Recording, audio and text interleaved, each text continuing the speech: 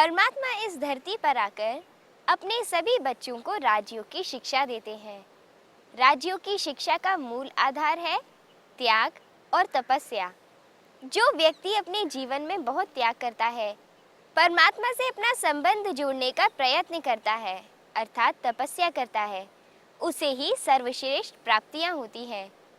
त्याग और तपस्या कितने प्रकार के होते हैं, आइए देखते हैं गीता रहस्य के 55वें एपिसोड में। श्रीमद् भगवत गीता का 18वां अध्याय संपूर्ण ज्ञान के सार को स्वयं में समाया हुआ है। अब हमने इसी अध्याय में प्रवेश कर लिया है।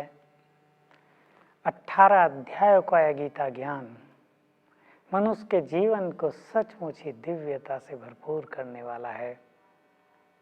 गीता को पढ़ने से ही चित्त शांत हो जाता है, विचार बदल जाते हैं, भावनाएं शुद्ध हो जाती हैं। तो यदि गीता के महावाक्यों का रोज श्रवण किया जाए, अध्ययन किया जाए और उनको अपने जीवन में अपनाने का दृढ़ संकल्प कर लिया जाए, तो सचमुच मनुष्य देवता बन जाएगा। इसमें कुछ बातें ज्ञान की हैं, कुछ श्रेष्ठ धारणाओं की हैं, कुछ त्याग और तपस्या की हैं, श्रेष्ठ कर्मों की हैं। ये सब तो हमारे लिए प्रेरक हैं ही, लेकिन बहुत सारी बातें राजयोग के अभ्यास के लिए भी हैं, साधनाओं की भी हैं, परमात्मा से नाता जोड़ने की भी हैं। उनको ग्रहण करके हम योगी बन जाएं, अर्थात परमात्मा से जुड़ जाएं। योग का अर्थ ही है आत्मा परमात्मा का मिलन, जिससे चित्त की वृत्तियों का निरोध स्वतः ही हो जाता है। महर्षि पतंजलि ने योग के बारे में यही कहा, योग से चित्त की वृत्तियों का निरोध हो जाता है। लेकिन योग क्या? जबरदस्ती हठपूर्वक दमन करके मन की संस्कारों को, उनके स्वभावों को, वृत्तियों को दबा देना, ये कोई सुखदायी मार्ग नहीं हो सकता। परमात्मा मिलन के द्वारा परमात्मा पर बुद्धि को स्थिर करके, उससे शक्तियां लेकर, उसके सभी संस्कारों को स्वयं में अपनाकर यदि हम साधना के मार्ग पर आगे बढ़ते हैं, तो चित्त की वृत्तियों का दमन स्वतः ही हो जाता है। चित्त की वृत्तियां स्वतः ही शुद्ध हो जाती हैं, प्योरिफिकेशन हो जाता है वृत्तियों का। हमें ज़्यादा कुछ करना नहीं पड़ता। तो 18वें अध्याय के प्रथम श्लोक में ही अर्जुन भगवान से पूछता है, हे प्रभु, मैं अब त्याग और संन्यास को अलग अलग जानना चाहता हूँ। तो भगवान ने पहले तो मनुष्यों का मत उसके समक्ष रखा और फिर अपने मत से उसको अवगत कराया। कहा कि कुछ लोग ऐसा सोचते हैं कि सारे कर्म ही दुख स्वरूप हैं, इनका त्याग कर देना चाहिए। कुछ लोग ये सोचते हैं कि जो अच्छे कर्म हैं, दान, यज्ञ, पुण्य, तप, दूसरों को मदद करना, इनका त्याग नहीं करना चाहिए। कुछ लोग ऐसे सोचते हैं जो निषिद्ध कर्म हैं, माना जो करने ही नहीं चाहिए, जो पाप कर्म है, उनका त्याग कर देना चाहिए, अच्छे कर्मों का त्याग नहीं करना चाहिए। और कुछ लोग ऐसा सोचते हैं, एक शब्द आया है, काम्य कर्मों का त्याग, अर्थात जो स्वार्थ के कर्म हैं, अपने परिवार के लिए, स्त्री पुरुष बच्चे व्यापार धंधों के लिए जो कर्म किए जाते हैं, उनका त्याग कर देना चाहिए। अब ये त्याग भी तो संभव नहीं है। तो भगवान ने स्वयं कहा कि जो मनुष्य देहधारी है, आत्मा ने देह धारण किया है, उसके लिए संपूर्ण कर्मों का त्याग करना संभव नहीं है। मनुष्य कुछ तो करेगा ही ना। हम देखते हैं, बोल रहे हैं, हम पानी पिएंगे, भोजन खाएंगे, भोजन बनाएंगे, ये भी तो हमारे कर्म हैं। हम चलेंगे फिरेंगे घूमेंगे, ये भी तो हमारे कर्म हैं। हम कुछ देखेंगे, ये भी तो हमारे कर्म हैं। तो संपूर्ण कर्मों का त्याग तो न किया जा सकता, न इसके लिए कुछ सोचने की आवश्यकता। क्यों हम इस वाद विवाद में जाएं कि सब कुछ छोड़कर हम समाधिस्थ होकर बैठे रहें। हमें एक बात और जान लेनी चाहिए कि गीता का ज्ञान प्रवृत्ति मार्ग वालों के लिए है, उनके लिए है जो संसार में रह रहे हैं, उनके लिए नहीं है जो जंगल में गुफा में जाकर बैठ गए और जिनको संसार से कुछ लेना देना नहीं, जो समाधिस्थ होने का प्रयास कर रहे हैं, होते नहीं हैं, प्रयास कर रहे हैं। ये हम सब के लिए है जो कर्म क्षेत्र पर उपस्थित हैं, जिनके ऊपर जिम्मेदारी है, जो अपने जीवन का विकास करना चाहते हैं। तो जीवन से हटकर जो ज्ञान हो वास्तव में ज्ञान नहीं कहलाता। योग यदि कर्मों से नहीं जुड़ता तो वो कर्म योग नहीं बनता, और ऐसा योगी कभी भी निसंकल्प स्थिति की ओर भी नहीं पहुंच सकता, क्योंकि जो कुछ वो कर्म करेगा, जिन मनुष्यों के साथ वो रहेगा, वो सब उसे बांधेंगे अवश्य। इसलिए ज्ञानी मनुष्य को ये सीखना होता है कि आसपास का वातावरण उस पर अपना प्रभाव न डाले, उसके अपने परिवार के लोग या संपर्क संबंध में आने वाले लोग भी उसके मन की दिशा को विचलित न करें। वो जिन संकल्पों में रहना चाहे, वो जिस फीलिंग्स में रहना चाहे, वो जिस साधना में रहना चाहे, वो जिन भावनाओं में रहना चाहे, वो रह सके। यही ज्ञान का प्रत्यक्ष स्वरूप है। तो कर्म क्षेत्र के लिए भगवान ने कहा, मेरा मत तो ये है कि श्रेष्ठ कर्मों का त्याग तो नहीं करना चाहिए, परंतु कर्मों में जो आसक्ति है, सांसारिक पदार्थों में जो लगाव हो गया है, उसका त्याग कर देना चाहिए। मनुष्य को अनासक्त होकर त्याग करना चाहिए। दोनों लक्ष्यों को रख कर ज्ञान दिया जाता है। एक उन लोगों के लिए भी जो मुक्ति चाहते हैं, और दूसरा उनके लिए भी जो जीवन मुक्ति चाहते हैं। कुछ ऐसे लोग भी हैं जो दोनों चाहते हैं। जीवन मुक्ति का अर्थ है जीवन में रहते हुए मुक्ति, और मुक्ति का अर्थ है जीवन से भी मुक्त, फाइनल मुक्ति। मुक्ति के लिए लोग ये मानते हैं कि जब तक कोई भी कर्म बंधन मनुष्य को रहेगा, वो मुक्त नहीं हो सकता। पाप कर्म तो मनुष्य को भोगने पड़ेंगे ही, लेकिन अच्छे कर्म भी तो भोगने पड़ेंगे, और कर्मों का फल भोगने के लिए उसे पुनर्जन्म के आवागमन में आना पड़ेगा। इसलिए लोगों ने मान लिया, विद्वानों ने मान लिया, आचार्यों ने मान लिया कि बुरे कर्मों का त्याग तो करना ही चाहिए, पर अच्छे कर्मों का त्याग भी कर देना चाहिए, ताकि हमें उनका फल पाने के लिए पुनर्जन्म लेना ही न पड़े। परंतु ये कितना संभव है? पाप कर्मों का त्याग तो निश्चित रूप से सबको करना ही चाहिए, परंतु क्या अच्छे कर्मों का त्याग भी किया जा सकता है? हाँ, अच्छे कर्म भी हमें फल न दे, अच्छे कर्मों का फल मिलेगा। इस लैंग्वेज को भी हमें ठीक करना पड़ेगा। जो कर्म हम करेंगे उसका फल तो हमें मिलेगा ही। एक है फल मिलना, दूसरा है कर्म हमें बांध लें, बंधन में डाल दें। दोनों अलग अलग हैं, दोनों को अलग कर दें हम। ये बिल्कुल एक इटर्नल लॉ है। इस सिद्धांत से कोई बाहर नहीं निकल सकता कि हर कर्म का फल करने वाले को मिलता ही है। श्रेष्ठ कर्मों का अच्छा फल आज या कल या अगले जन्म में मिलेगा। कुछ कर्मों का फल हमें तत्काल मिल जाता है, कुछ कर्मों का फल कुछ समय बाद मिलता है, और कुछ ऐसे कर्म भी होते हैं जिनका फल हमें अगले जन्मों में मिलता है। कर्म तो छोड़ें, हमें अपने संकल्पों का भी फल साथ साथ मिलता है। हम दूसरों के लिए बुरा सोच लें, हमारा मन तुरंत अशांत हो जाएगा। हम दूसरों के लिए कल्याण का सोचें, हमारा मन प्रसन्न हो जाएगा। यह है इमीडिएट रिएक्शन, इमीडिएट फ्रूट, तुरंत मिलता है। कुछ ऐसे कर्म हैं, आप पढ़ रहे हैं, एग्जाम होगा उसके बाद फल मिलेगा। आप बिजनेस कर रहे हैं, कुछ फल साथ साथ मिलता है, कुछ 10-15 दिन के बाद मिलेगा। ये एक ऑटोमेटिक गति है। जो कुछ हम करते हैं वो हमारे सबकॉन्शियस माइंड में प्रिंट हो जाता है और उसका रिएक्शन ऑटोमेटिकली फल के रूप में हमें प्राप्त होता है। वास्तव में इसमें किसी को कुछ भी इंटरफेयर करने की आवश्यकता नहीं होती है, ये ऑटोमेटिक प्रोसेस है। जैसे कंप्यूटर में हम सॉफ्टवेयर डाल दें, कुछ फीड कर दें, उस अनुसार वो आप ही काम करता है ना। आत्मा में भी सब कुछ फीड कर दिया गया है, एक ऐसा सॉफ्टवेयर उसमें डाल दिया गया है जिससे कर्मों का फल ऑटोमेटिकली मिलता रहेगा। तो भगवान हम सभी को जो मुख्य संदेश देना चाह रहे हैं कि श्रेष्ठ कर्मों का फल तो तुम्हें मिलेगा ही और निषिद्ध कर्मों का त्याग तो तुम्हें करना ही है, परंतु श्रेष्ठ कर्म भी तुम अनासक्त होकर करो।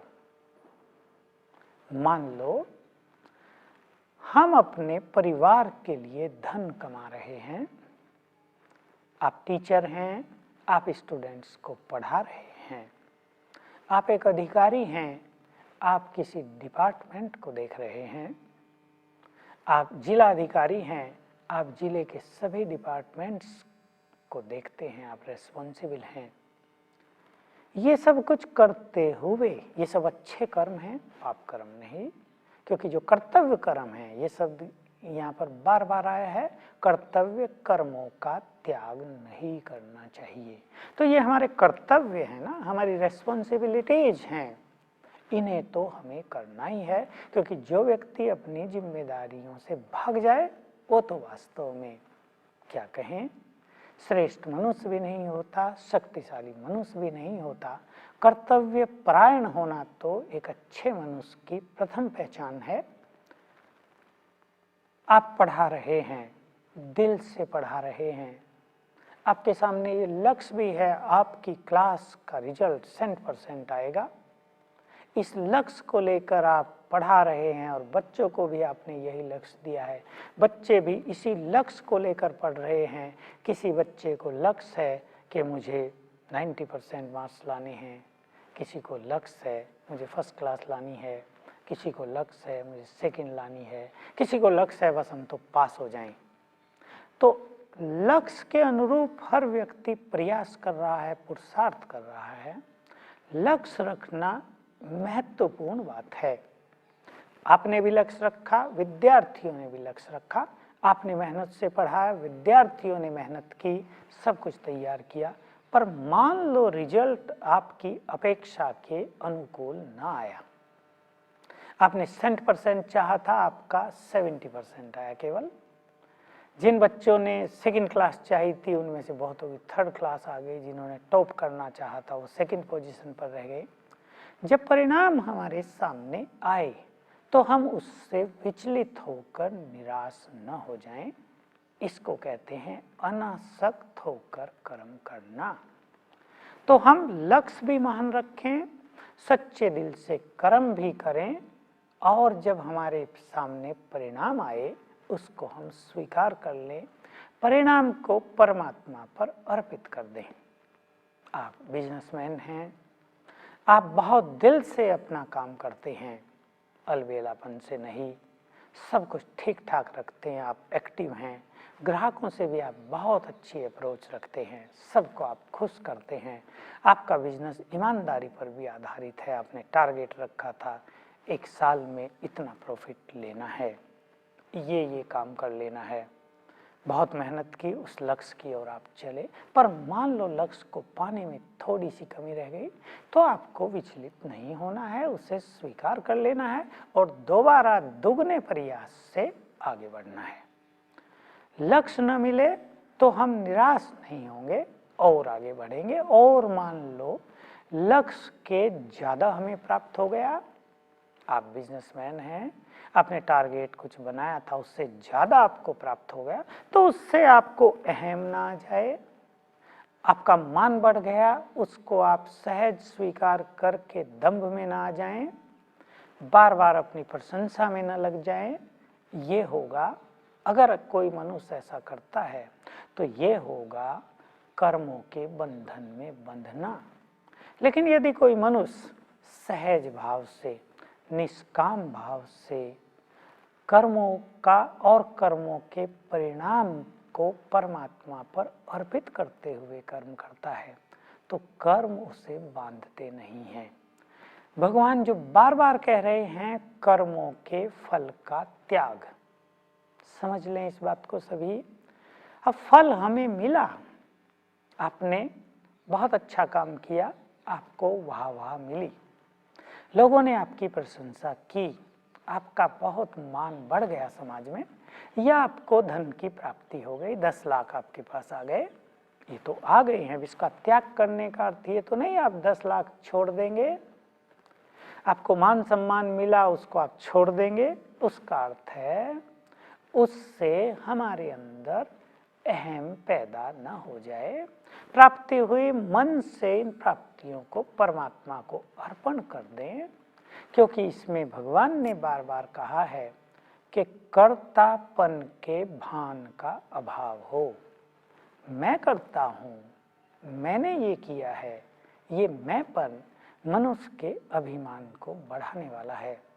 और जो ज्ञानी, जो योगी इस मैंपन को छोड़ना जान जाता है, जो इस फीलिंग में आ जाता है कि मैं तो एक आत्मा हूँ, शरीर के द्वारा कर्म करा रही हूँ, मुझे जो कार्य मिला है उसको पूर्ण करना, सच्चे दिल से सिंसियरली उसको संपन्न करना, ये मेरा परम कर्तव्य है। रिजल्ट जो भी मिलेगा वो सब के लिए है, उसको परमात्मा पर अर्पित कर देना है। ऐसी प्योर फीलिंग्स के साथ, अलौकिक भावनाओं के साथ, मैंपन का त्याग करते हुए यदि कोई मनुष्य कर्म क्षेत्र पर उपस्थित होता है तो ये कर्म उसे बांधते नहीं हैं। ऐसे अच्छे कर्म करते हुए वो मनुष्य सचमुच मुक्ति को प्राप्त होता है, और मुक्ति के बाद इन श्रेष्ठ कर्मों का पदम गुना फल उसको मिलता है जीवन मुक्ति के रूप में।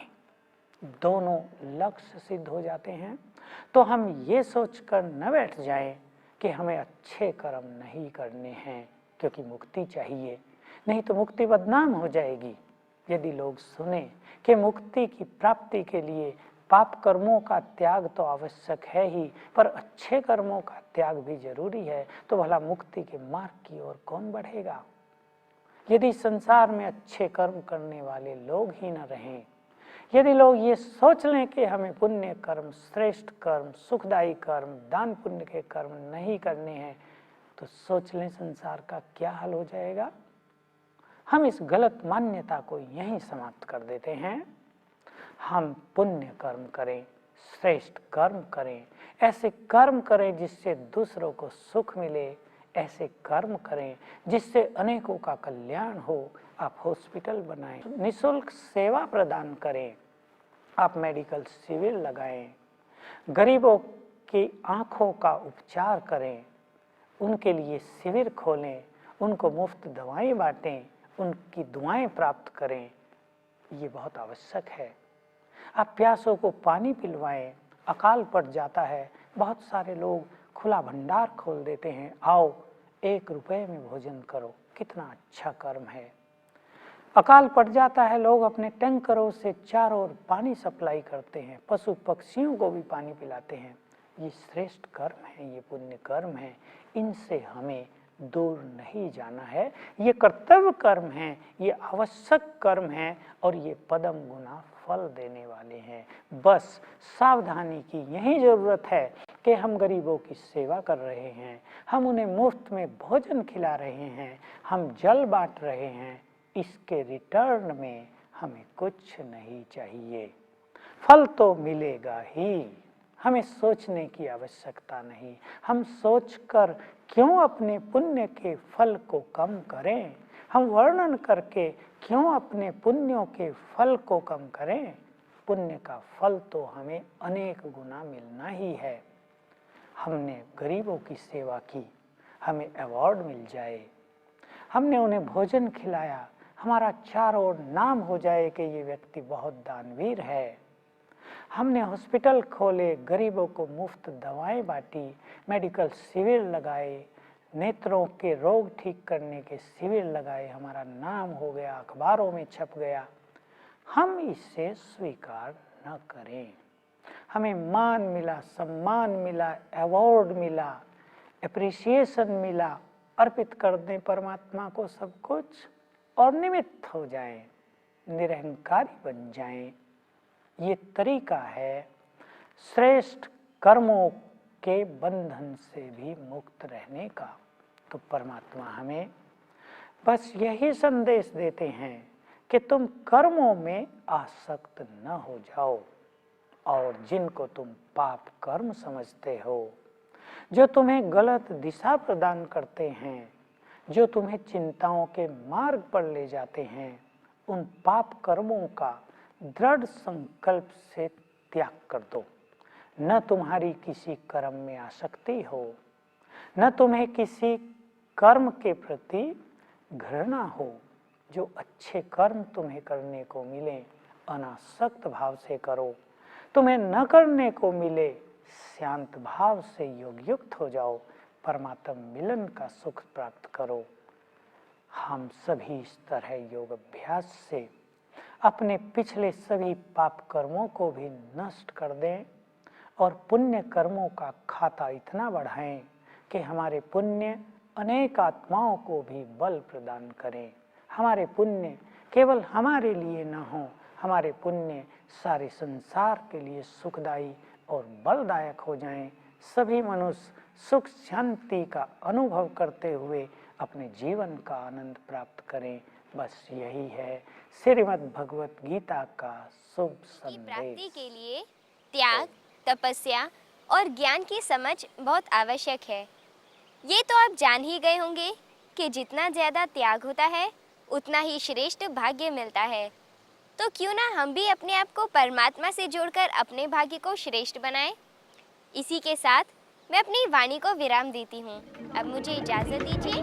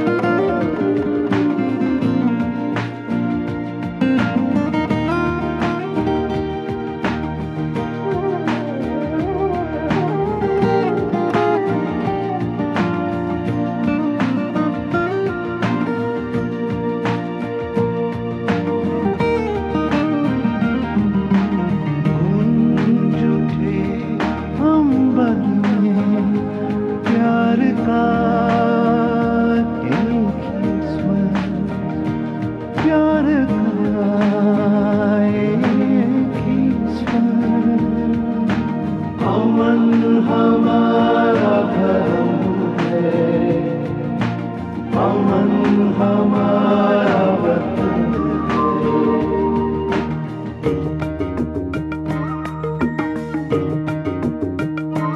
जिंदगी एक सफर है, रास्ते मुश्किल ही सही, हौसले गर है बुलंद तो मंजिलें फिर दूर नहीं। Peace is our religion, and the land of peace is our home. अमन हमारा धर्म है, अमन हमारा वतन है। Peace is our religion, and the land of peace is our home. Aman